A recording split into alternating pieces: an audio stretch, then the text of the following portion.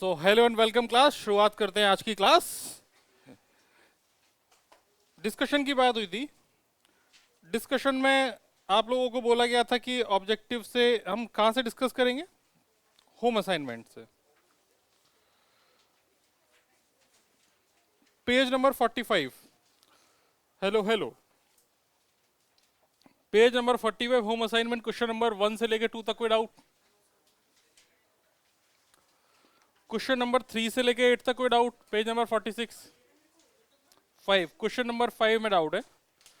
ये ऐसा कह रहा है कि अगर एक चार्ज Q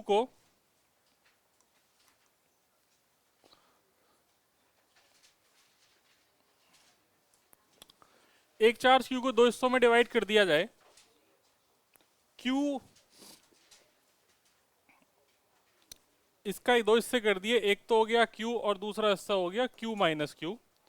तो हमसे क्या जानने की इच्छा रखता है कि इनके बीच का रिपल्सिव फोर्स मैक्सिमम कब हो और Q बाई क्यू का रेशियो क्या हो जाएगा। Q बाई क्यू है ना, बहुत बढ़िया। तो Q बाई क्यू इसको चाहिए, वो भी तब जब इनके बीच का फोर्स मैक्सिमम हो। तो फोर्स हो जाएगा K Q minus Q upon R square. इस फोर्स को मैक्सिमाइज करना है, इसका मतलब इसको मैक्सिमाइज होना चाहिए, ये मैक्सिमाइज होना चाहिए। इसका मतलब ये लिखा हुआ है minus Q square plus Q Q. ये एक फंक्शन बन गया, ये फंक्शन मैक्सिमम होना चाहिए, ये फंक्शन मैक्सिमम होना चाहिए। मतलब D Y by D Q should be equal to 0। तो ये हो जाएगा minus 2Q plus Q, sorry capital Q, क्योंकि स्मॉल q तो वेरिएबल है। तो यहां से तुम्हारे पास Q बाई क्यू की वैल्यू जो आ जाएगी वो आ जाएगी 2। ये क्वेश्चन है। क्या डाउट है बेटा?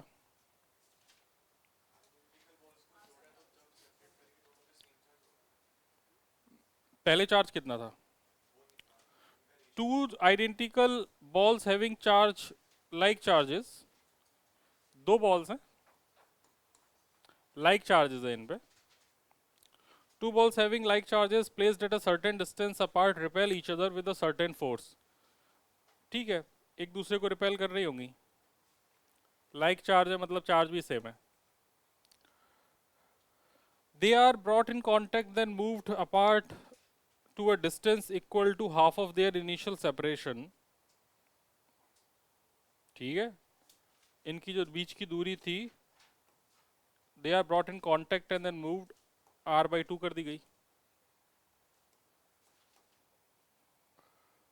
The force of repulsion between them increases 4.5 times in comparison to the initial value. मतलब 4f हो गया तुम्हारे पास 4.5f, मतलब 9f बाई 2 हो गया। तो पूछ रहा है the ratio of initial charge. इसका मतलब सेम चार्ज नहीं, इन पे Q1 Q2 चार्ज है, सेम नेचर का है। लाइक चार्जेस मतलब आइदर दोनों पॉजिटिव है या दोनों नेगेटिव है। तो अब जब इनको जब अपन इन एक दूसरे को टच कर देंगे तो इन पे जो चार्ज बचेगा वो Q1 plus Q two by two, और इस पे भी बचेगा Q1 plus Q two by two. That's it. तो F बराबर हो जाएगा K Q1 plus Q two by two upon R by two का whole square. This should be equal to 9K Q1 Q2 by R square. इसको solve कर लो। ठीक है, सॉल्व हो ही जाएगा। Q1 प्लस क्यू टू का होल स्क्वायर है। मैं सॉल्व करूँ या आप लोग कर लेंगे? ये क्वेश्चन आसानी से नहीं होगा मुझे लग रहा है, जहां तक ये आसानी से नहीं होगा क्वेश्चन। देख, K से K कट जाएगा, आर स्क्वायर से आर स्क्वायर कट जाएगा, इधर बचेगा Q1 प्लस Q2 का होल स्क्वायर। क्योंकि नीचे बाई 4 है, बाई 4 ये तो कट गया, इधर हो जाएगा 9Q1 Q2, ये बच गया अल्टीमेटली। तो इसको जब सॉल्व करोगे तो अगले पेज पे कर रहा हूँ मैं।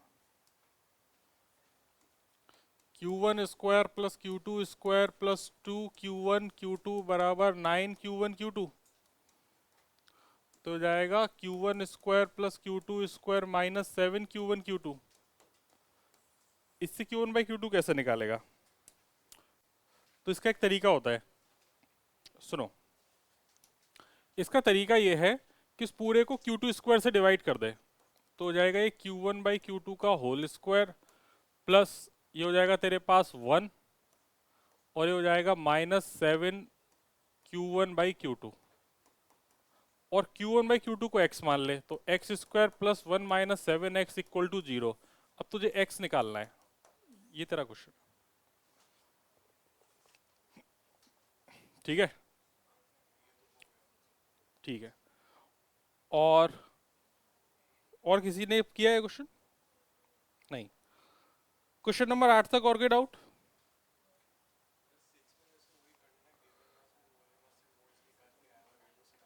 बिल्कुल सही है।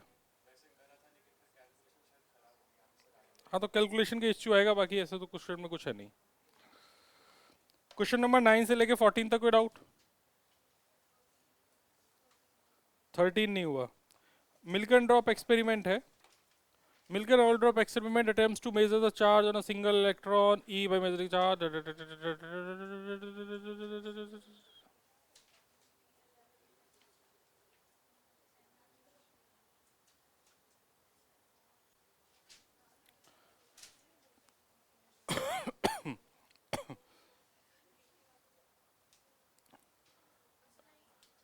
13 में क्या डाउट है? हाँ,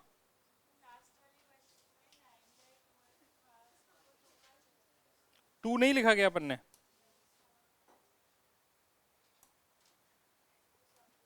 रुको देख लेते हैं।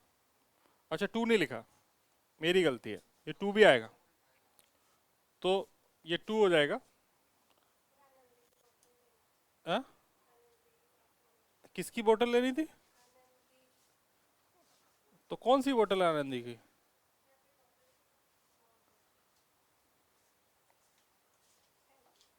वो मेरी बोतल है नालायक।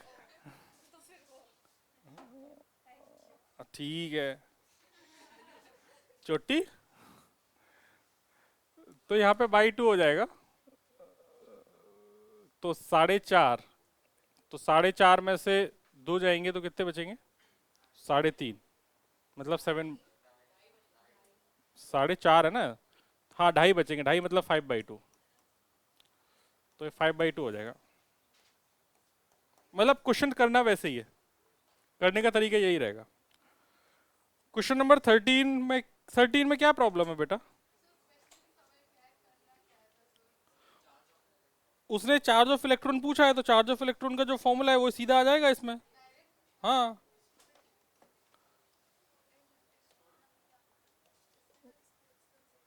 क्वेश्चन नंबर 14 तक कोई डाउट? 10 में क्या डाउट है बेटा? तुमने क्या किया? अटेम्प्ट करो, अटेम्प्ट करो। जैसे मैं क्वेश्चन तुम्हें समझा देता हूँ, अटेम्प्ट करना, बिना अटेम्प्ट किए हुए मत पूछो। जैसे 2 equal charges are separated by a distance d, a third charge is placed at a bisector at a distance x will experience a maximum coulomb force when। तो तुमने 2 इक्वल चार्ज हैं q और q, इनके बीच का separation है d, angle bisector ये गया, perpendicular bisector. यहां से x दूरी पर मैंने एक चार्ज को रख दिया, तीसरे चार्ज को, कोई भी चार्ज ले लो। ये मैक्सिमम फोर्स इस पे कब लगेगा ये पूछ रहा है, ठीक है ना? तो इसको कैसे करेगा पता? यहां से इस पे फोर्स निकालेगा, यहां से इस पे फोर्स निकालेगा। एक एसएचएम वाला क्वेश्चन किया था ना वो जेई वाली क्लास में, याद है, जो रिकॉर्ड नहीं हुई थी। यहाँ पे एफ लगेगा, यहाँ पे एफ लगेगा, इनका रिजल्टेंट आ जाएगा। उस रिजल्टेंट को मैक्सिमाइज करना है, मतलब df/dx को 0 करना है। समझ गए?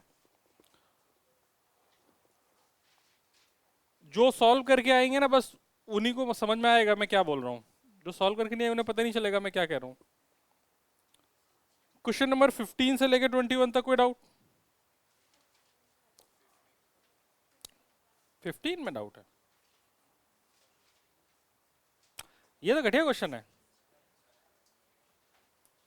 देखो देखो, एक चार्ज है, एक फिक्स चार्ज है Q2। Q2 को चारों तरफ एक सर्कुलर मोशन पे एक -q चार्ज घूम रहा है, -q1। इसका मास m है और इसकी रेडियस कुछ दे रखी होगी r। हाँ, time period of the revolution T दे रखा है, अल्फा पूछा है, कुछ नहीं करना है इसमें। इसको घुमाएगा कौन, तो सेंट्रीपिटल फोर्स का काम करेगा अपना इलेक्ट्रोस्टैटिक फोर्स। तो जो सेंट्रीपिटल फोर्स होगा वो हो जाएगा K Q1 Q2 by R square, this should be equal to M omega square R. यहां से ओमेगा आ गया, फिर ओमेगा को 2 पाई बाई टी डाल दे, यहां से टी आ गया, एक ही बात है। उस केस में यहां पर M V square by R लिखना पड़ेगा, एक ही बात है, कोई अंतर नहीं आएगा। तो यहां से ओमेगा कितना हो गया, K Q1 Q2 upon M R cube का अंडर रूट, इसको 2 पाई बाई टी डाल देंगे, तो यहां से टी कितना आ जाएगा, टी हो जाएगा under root M R square M R cube divided by K Q1 Q2, और 2 पाई ऊपर चला जाएगा इंटू 2 पाई। अब देख लो क्वेश्चन क्या है।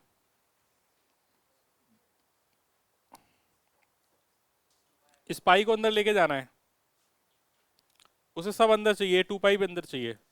तो देख ये हो जाएगा 1/4 पाई एप्सिलॉन नॉट, तो ये ऊपर चला गया, M R cube upon Q1 Q2, 2 pi अंदर जाएगा तो क्या हो जाएगा 4 पाई स्क्वायर।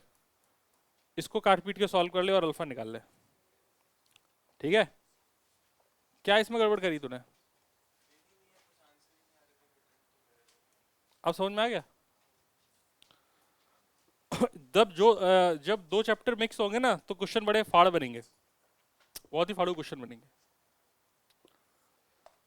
हालांकि ये इजी क्वेश्चन है, सेंट्रीपिटल फोर्स को mv स्क्वायर बाई आर या एम ओमेगा स्क्वायर आर के बराबर करना है। कितने लोग सॉल्व करके आए हैं,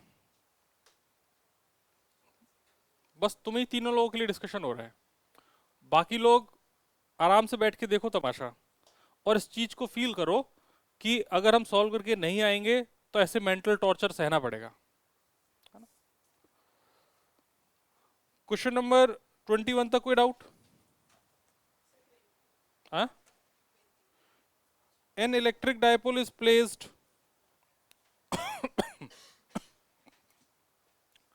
electric dipole is placed along the x-axis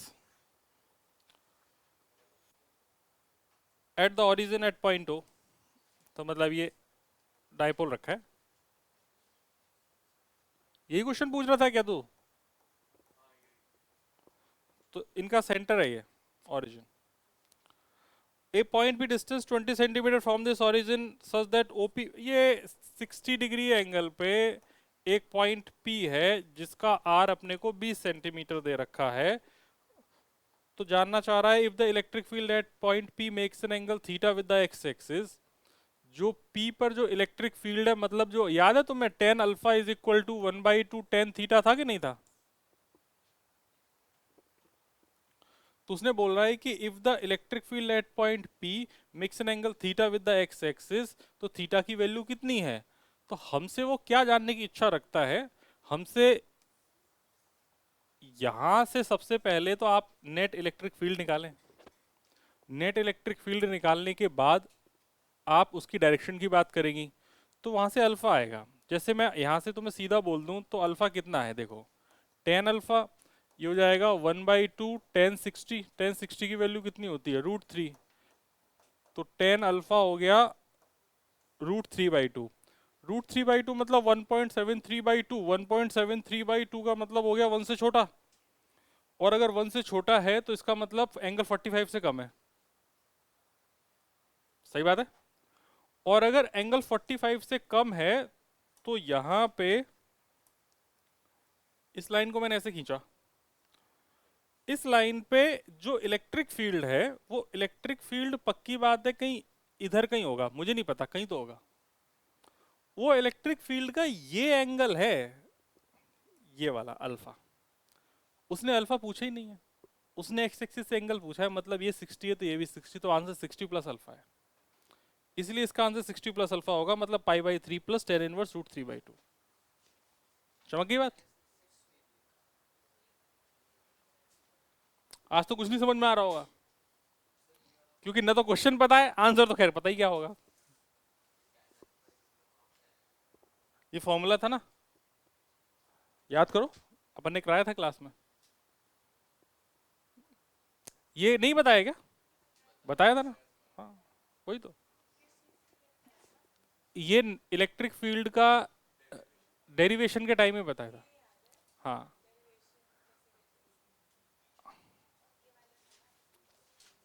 बेटा फॉर्मूला याद रखना है डेरिवेशन के संग संग।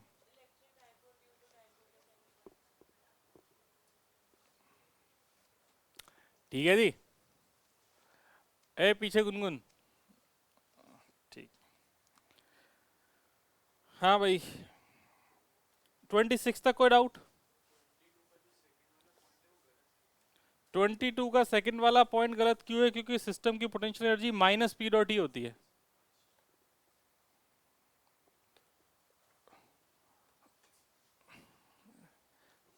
26 तक और कोई डाउट? एक मिनट ले लो भाई, एक मिनट। हाँ जी।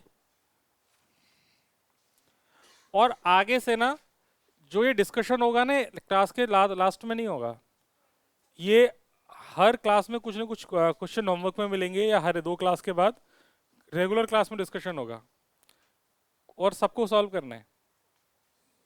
ठीक है ना? क्योंकि तुम्हारा बेसिक तो स्ट्रांग हो पहले। 24th बता दो सर मेरे से सॉल्व नहीं हुआ, से ये क्वेश्चन तो है, ये question. An electric dipole is placed at origin, is directed along x-axis at a point p far away from the dipole. The electric field is parallel to y-axis. मतलब एक बहुत जगह ऐसी है कि जो नेट इलेक्ट्रिक फील्ड है यहाँ पे, जो नेट इलेक्ट्रिक फील्ड है कहीं भी, वो यहाँ पे ऐसे ऊपर की तरफ है। अगर ऊपर की तरफ है नेट इलेक्ट्रिक फील्ड, तो ये एंगल थीटा है और ये एंगल भी थीटा है, लेकिन ये वाला एंगल तो अल्फा होता है। तो इसका मतलब थीटा प्लस अल्फा मिला के कितना होना चाहिए? 90 डिग्री। तो वो हमसे क्या जानने की इच्छा रखता है कि OP makes an angle theta with the X axis, then, तो देन क्या? देन थीटा प्लस अल्फा 90 है। दूसरा तुमने ये भी रिलेशन देख रखा है, tan alpha is equal to half of tan theta. तुम्हें अल्फा चाहिए कि थीटा चाहिए? तो उसने बोल रही है तुम्हें चाहिए थीटा। ठीक, तो थीटा चाहिए तो अल्फा की वैल्यू यहां से उठा के डाल दे, 90 माइनस थीटा। तो ये हो जाएगा तेरे पास कितना? Tan 90 minus theta is equal to half tan theta. तो कॉट थीटा होता है। तो कॉट थीटा 1/10 थीटा होता है। तो टेन स्क्वायर थीटा कितना हो गया? 1/2, 2। तो टेन थीटा कितना हो गया? √2। तो टेन थीटा √2 मतलब सेकंड आंसर हो गया। देख भाई, ये क्वेश्चन चला करने हैं ना, इनके लिए दिमाग खोलना पड़ेगा। मतलब जिस हिसाब से मैं बोल रहा हूँ इस लेवल पे दिमाग आना चाहिए कि जो मैं बोल रहा हूँ तेरे दिमाग में छपता जाए कि मैं ये बात बोल रहा हूँ। मैंने बोला कि इसके बाद के जो 3 स्टेप बोल रहे हैं, 3 स्टेप तेरे दिमाग में सेट हो जाने चाहिए कि अच्छा ये हुआ, इसके बाद ये होगा, इसके बाद ये होगा, खत्म।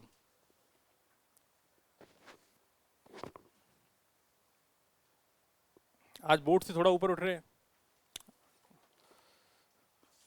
जो लोग सॉल्व करके नहीं आए हैं वो लोग क्वेश्चन को देखें और देखें हम कहां पर क्या बात कर रहे हैं।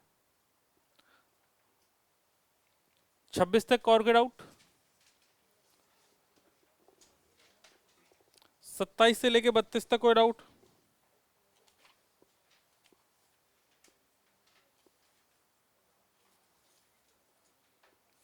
27 से 32? 31st? अरे फ्लक्सी तो पूछा है इसने। Linear charge having linear charge density lambda penetrates a cube diagonally and then it penetrates a spherical sphere diametrically. तो पूछ रहा है फ्लक्स का रेशियो क्या होगा। एक अच्छू एक बात बताओ, फ्लक्स होता क्या है? Q ओपन एप्सिलॉन नॉट होता है कि नहीं होता? अब अगर डायगोनल का अपन देखे जाए, क्यूब का डायगोनल की लेंथ कितनी होती है? √3 है। तो ये तो हो जाएगा lambda into √3a/ε0। Five one समझ में आ गया? फाइव टू देखो, लेमडा इंटू उसकी लेंथ है 2r, और r कितना है? r भी यही है। तो r इज a, तो a इंटू टू ए, तो लेंथ कितनी हो गई 2a बाई एप्सिलॉन नॉट, इन दोनों को डिवाइड कर दे, ठीक है ना। क्यू एनक्लोज्ड ही तो चाहिए, तो लैम्डा इंटू लेंथ जो उस गोले के अंदर है, गोले के अंदर कितनी लेंथ है टोटल 2a। तेज बोलो। 28।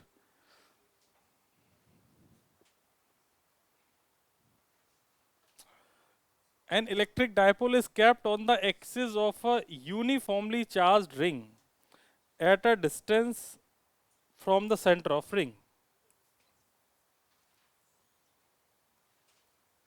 या क्या देख किसी भी डायरेक्शन में रखा है, doesn't matter. The direction of dipole moment is along x axis, along the axis, dipole moment is p, इस पे चार्ज q है, ये r है, तो फोर्स पूछा है। भाई डायपोल पे फोर्स का तुमने एक फॉर्मूला पढ़ा था, क्या था?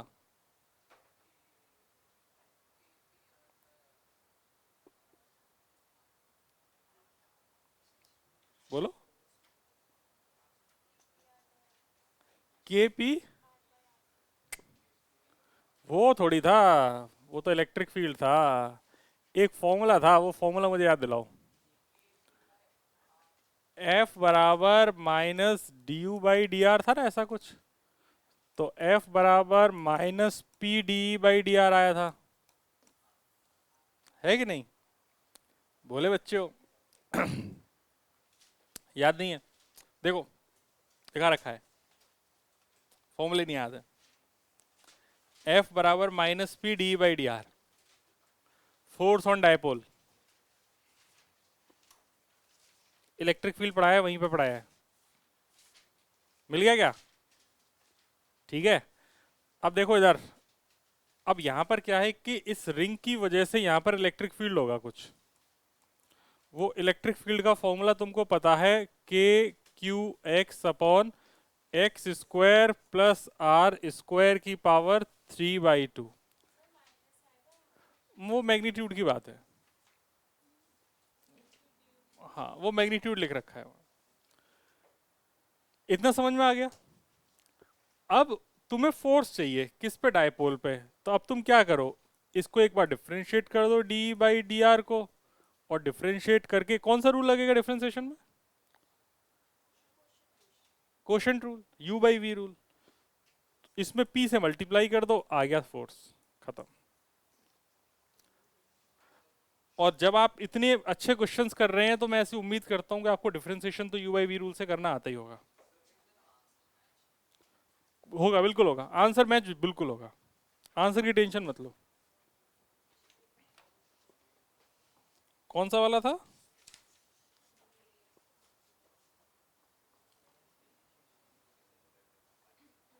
ट्वेंटी एट, आंसर मैच होगा बेटे।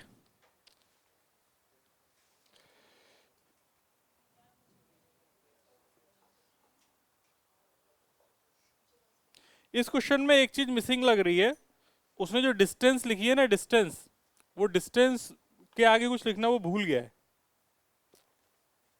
बाकी क्वेश्चन का मजमून समझ में आ गया होगा तुम्हें। जैसे बेटा फिजिक्स नहीं आती, वैसे तुम्हें और भी ढेर सारी चीजें नहीं आती हैं।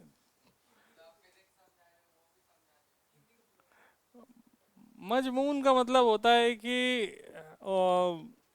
एक एक overall overview, overview, overview. Hindi नहीं, ये तो उर्दू है।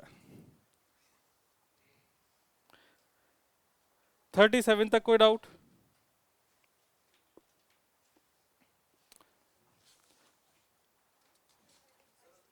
है जी?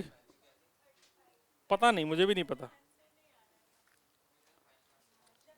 शायद उसमें हो सकता है, शायद उसमें एक्स की वैल्यू बाद में जीरो रखी हो, या एक्स की वैल्यू कुछ और हो, क्योंकि क्वेश्चन में मिसिंग है वो। हाँ, 28 में जो वैल्यू है, इसकी सेकंड लाइन पढ़ो, चार्ज्ड रिंग एट डिस्टेंस, वो कुछ होना चाहिए, कुछ डिस्टेंस पे रखी हुई होनी चाहिए, वो चीज मिसिंग है उसमें, इसीलिए तुम्हारा आंसर मैच नहीं कर रहा होगा। ठीक है दोस्त, हम 37 तक बात कर रहे थे, 37 तक कोई डाउट? 35 का आंसर आने से मना कर दिया सर, अब आप बताओ क्या करना है। ठीक है भाई, देखते हैं। 30 कौन सा था? 5। इलेक्ट्रिक फील्ड दे दिया, गॉसियन क्यूब दे दिया, so that its three side represent the net charge enclosed। बेटा चार्ज निकालना है, चार्ज। इलेक्ट्रिक फील्ड दे दिया है अपने को, तो इलेक्ट्रिक फील्ड हो गया 4i cap plus 3y² plus 2j cap. ये वाला क्वेश्चन कितने लोगों ने कर लिया? बताओ भैया कैसे किया? y की वैल्यू 0 डालने से क्या मिला तुमको? y की वैल्यू 0 डालने से वो चार्ज मिला जो उसकी लोअर सरफेस पे होगा, मतलब इनकमिंग फ्लक्स मिल जाएगा यहाँ पे। ये इस वाले फेस के लिए y की वैल्यू 0 डालने से तुमको लोअर इस वाले पे इनकमिंग फ्लक्स मिल गया, और y की वैल्यू, इसका साइज क्या है? 1 मीटर। और बाद में यहाँ पर y की वैल्यू तुम 1 डाल दोगे तो तुमको ये आउटगोइंग फ्लक्स मिल जाएगा। तो इनकमिंग आउटगोइंग दोनों फ्लक्स पता है, एरिया तुमको दोनों केस में पता है। एरिया कितना है? 1 मीटर स्क्वायर, क्योंकि लेंथ 1 है तो 1 मीटर स्क्वायर हो गया। फाई इनकमिंग अगर देखा जाए तो फाई इनकमिंग हो जाएगा E A into cos theta. Cos theta जो कि इनकमिंग के केस में 180 डिग्री होगा, नेगेटिव होता है, ये बात तुम्हें पता है। तो इलेक्ट्रिक फील्ड हो जाएगा 4i कैप प्लस कितना है? 3 इंटू 2 मतलब 6j कैप। और एरिया कितना लिखा? अरे 1 तो है डायरेक्शन। देखो गेम ऐसा है कि इसकी डायरेक्शन ना यहाँ पे दो एरिया हैं, एक एक्स एक्सिस में है और एक वाई एक्सिस में है, दोनों ही 1 1 है। तो मुझे आइडियली ये लिखना चाहिए 1i cap plus 1j cap. तो आई का आई से जे का जैसे, तो इनकमिंग फ्लक्स और माइनस तो ही कॉस 180 का, तो इनकमिंग फ्लक्स -10 आना चाहिए। यही आया था क्या? सिर्फ y के लिए ही देखा तुमने? ऐसा क्यों किया? क्योंकि x में क्या हो रहा होगा, x तुम्हारा कट जा रहा होगा, x में तो चेंज नहीं हुआ ना, इसलिए तुम्हारा आंसर सही आ गया। अब जैसे यहां पर मैं फाई आउट देखूं, तो आउट के केस में मैं लिख दूंगा E that is 4i cap plus 3 y की जगह 1 डाल दूंगा, तो 1 प्लस 2j कैप, और area again i cap plus j cap. पता है मैं ऐसा कैसे सोच रहा हूं? या एक मिनट, एरिया तो मेरे दो ही काम में आएंगे ना, एक तो आई कैप वाला और दूसरा जे कैप वाला। एक एरिया ये वाला है और दूसरा एरिया ये वाला, यही दोनों एरिया काम के, आई और जे मेरे लिए। तो हो जाएगा 4i कैप प्लस 3 त्रिका 9j cap i plus j, तो 9 और 4 13 हो गया, और 13 होने से जो नेट फ्लक्स आ रहा होगा वो 13 माइनस 10 3 आ रहा होगा। क्या आंसर इसका? 3 ही है ना, इसलिए 3 आ रहा है। किसने पूछा था ये? चमका? ठीक है, बड़ी जल्दी चमक जाता है यार तुम्हारा तो। जो लोग सारे क्वेश्चन नहीं कर सकते ना, जिन्हें बहुत टफ लग रहा हो, वो छांट के क्वेश्चन कर लो, इजी इजी। सर हमने तो छांट के किए। छांट के क्वेश्चन कैसे करने हैं ये भी मैं बता दूं क्या? क्योंकि ना बाकी तो तुम्हारा कॉन्फिडेंस लो हो जा रहा होगा।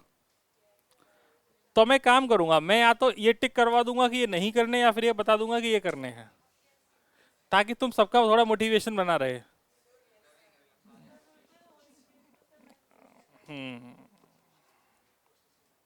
ठीक है जी, सारे हो गए तुमसे? सारे करेंगे? चलो भाई, सारे करोगे तो जैसे इस बार अच्छे नंबर आए वैसे फिर आएंगे। तू पढ़ता नहीं है ना?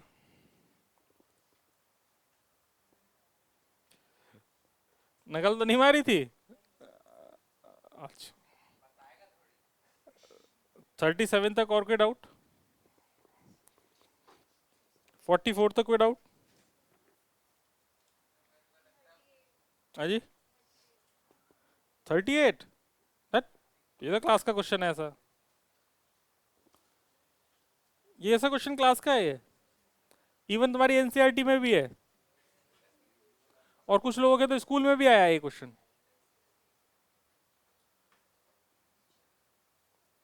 ये वही क्वेश्चन तो है क्यूब वाला, जिसमें एक्स की वैल्यू 0 डाल देंगे तो क्यूब जहां से स्टार्ट हुआ है वो पता चल गया, वहां पे इलेक्ट्रिक फील्ड, तो इनकमिंग फ्लक्स पता चल गया। एक जगह एक्स की वैल्यू कितनी डाल देंगे, साइड ए एज ए है तो ए डाल देंगे, तो वहां का इलेक्ट्रिक फील्ड पता चल गया। Incoming outgoing minus incoming, net flux पता चल गया, Q upon epsilon naught, Q आ गया net flux into epsilon naught. चमका की बस मुंडी ला रही है। हाँ ठीक है। 44 तक कोई डाउट? 45 से 50 तक कोई डाउट? अजी 45 एंड 47 बता दो सर। अच्छा ये तो प्यारे प्यारे क्वेश्चन लग रहे हैं। A flat surface, flat square surface with side of length l is described with the equation x बराबर l, y 0 to l, y दो बार क्यों लिखा है?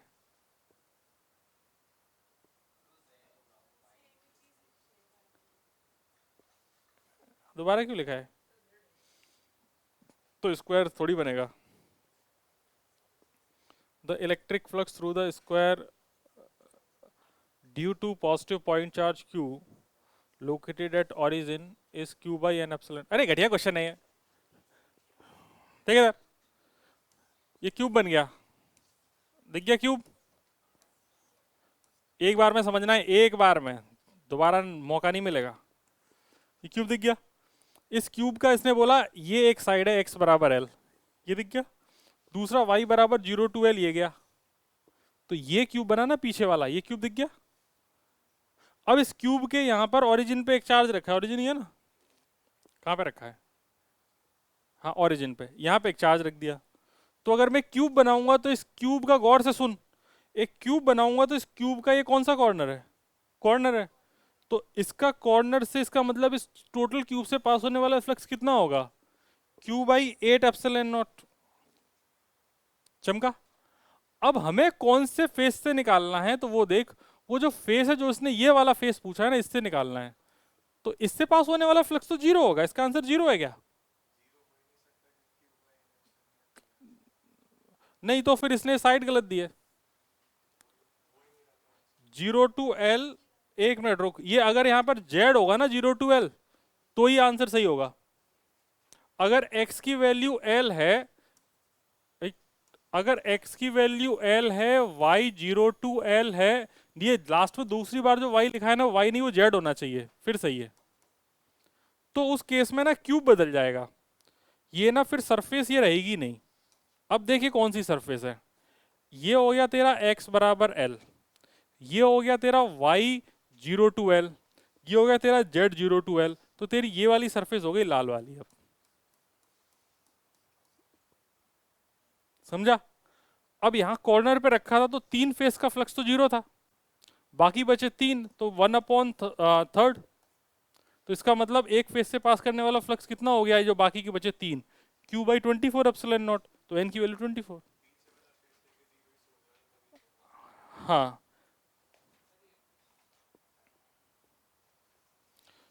शौर्य आया है क्या? मैसेज आया है? अच्छा शौर्य 11th में। हे नालायको, जो आइडियल बैठे हैं वो कम से कम बैठ के कुछ क्वेश्चन तो सॉल्व कर लो। वो जो लोग हैं वो लोग क्वेश्चन नंबर 70, 71, 72, 73, 67 से सॉल्व करना शुरू करो। जो लोग क्लास में नल्ले बैठे ना, नल्ले, वो 67 से सॉल्व करना, 66 से सॉल्व करना शुरू करो, 66 से लेके 73 तक।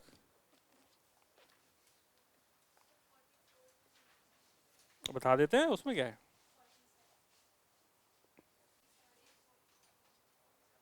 ये सारे के सारे सब्जेक्टिव क्वेश्चन है। देखो ऐसा है बेटा कि एक गोला है, अपना अपना सॉल्व करना है ना, किसी से बात नहीं करनी। इस गोले की जो डेंसिटी है वो है ए आर स्क्वायर। अब उसने हमसे ये पूछ रखा है कि आर लेस देन आर पर इलेक्ट्रिक फील्ड, बाहर पूछा है बाहर। तो एक बाहर अगर इलेक्ट्रिक फील्ड पूछा है तो यहाँ पर इलेक्ट्रिक फील्ड निकालने के लिए कुछ नहीं चाहिए, ये पूरा चार्ज चाहिए बस मुझे इस पे। तो चार्ज निकालने के लिए क्या करेंगे, draw into 4 pi R square D R का इंटीग्रेशन फ्रॉम 0 टू आर, खत्म। क्यू पता चल गया, इलेक्ट्रिक फील्ड आ गया के क्यू बाई आर स्क्वायर, इतना करना था। 50 तक और कोई डाउट? उसने देख क्वेश्चन को पढ़, उसने क्या लिखा है, where A is constant and the magnitude of electric field outside the sphere, तो के क्यू बाई आर स्क्वायर होगा, तो अंदर तो सिर्फ चार्ज ही निकालना है मुझे। ये क्वेश्चन में चेंज कर लिया क्या तुमने 45 में, वो लास्ट वाला जेड है, कर लिया ना, ठीक।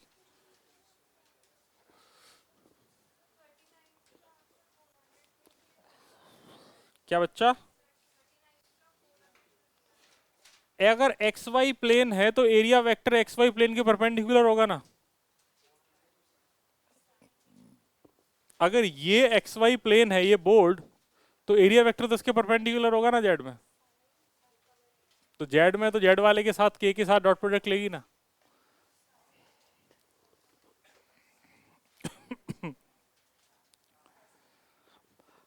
तुम लोग जब क्वेश्चन सॉल्व करोगे तो मजा बहुत आएगा। देखो ये मैंने x लिया है, ये वाला y लिया है। अगर तुम हॉरिजॉन्टल सरफेस पे ले रहे हो तो ये हो गया x, ये हो गया y, ये z, तो इस केस में एरिया, ये तुम्हारा एरिया हो गया, एरिया वेक्टर इसके परपेंडिकुलर। एरिया वेक्टर हमेशा एरिया के परपेंडिकुलर होगा, तो एक्स वाई प्लेन में अगर एरिया है तो एरिया वेक्टर के कैप की तरफ होगा, आइदर के कैप और माइनस के कैप। चमकी बात, ओवरफ्लो तो नहीं हो रहा? आद्या नहीं, सिर दर्द हो रहा है?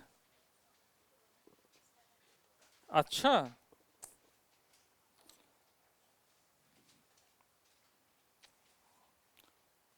फिफ्टी तक और कोई डाउट? हाँ भाई 47 में तुम सब क्यों रो रहे हो, ऐसा क्या है इस क्वेश्चन में?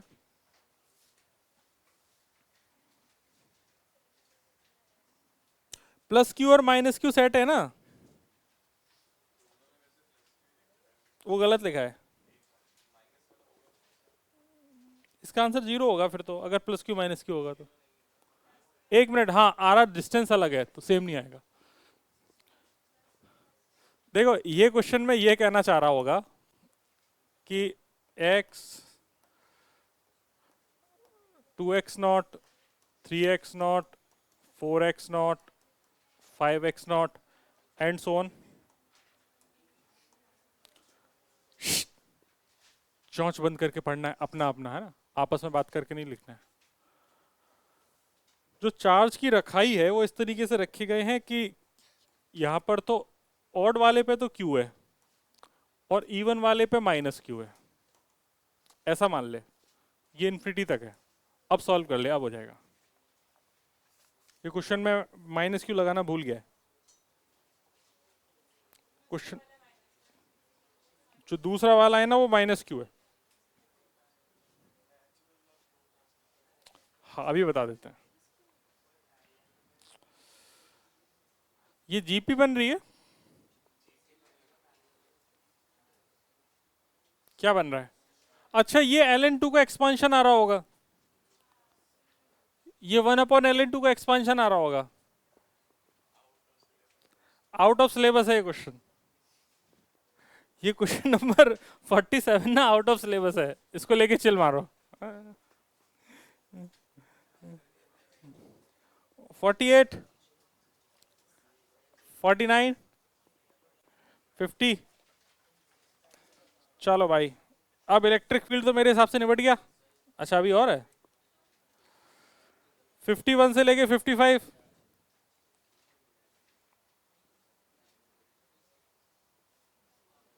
फिफ्टी सिक्स से 61 करे ही नहीं है। 62 से 68 सॉल्व कर रहे हो क्या? हाँ, आज तुम लोगों के चेहरे क्यों उड़े हुए हैं? एक काम करो, सुनो सुनो सुनो सुनो। अरे मेरे प्यारे कछुओं, कितने लोगों ने कैपेसिटर सॉल्व किया है इसका? इसका किसी ने भी नहीं किया। पेज नंबर 50 से नहीं किया ना? फटाफट पेन उठाओ, 61 से लेके 73 तक सॉल्व करो। कितने क्वेश्चन हो गए टोटल? 13। 13 क्वेश्चन 15 मिनट बस। तुमको भी सॉल्व करना है, तुम भी तो लास्ट क्लास में आए थे कैपेसिटर वाली में। अच्छा, तो कैपेसिटर तुमने नहीं थी पढ़ा अभी तक? कैपेसिटर पढ़ा है क्या तुमने अभी? अच्छा, करंट पढ़ा है, ठीक है। 61 से लेके 73 तक करो, ये लो। और फटाफट निपटाओ इसे, छोड़ना नहीं है कुछ भी।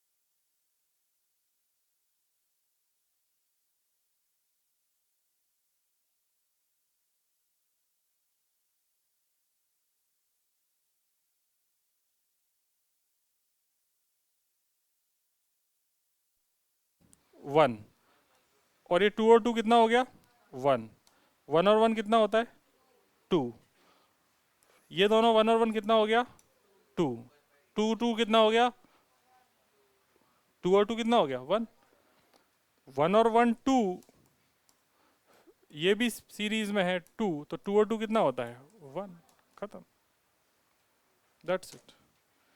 आज के लिए इतना ही, अगली क्लास में हम करंट इलेक्ट्रिसिटी कंटिन्यू करेंगे। Thank you very much.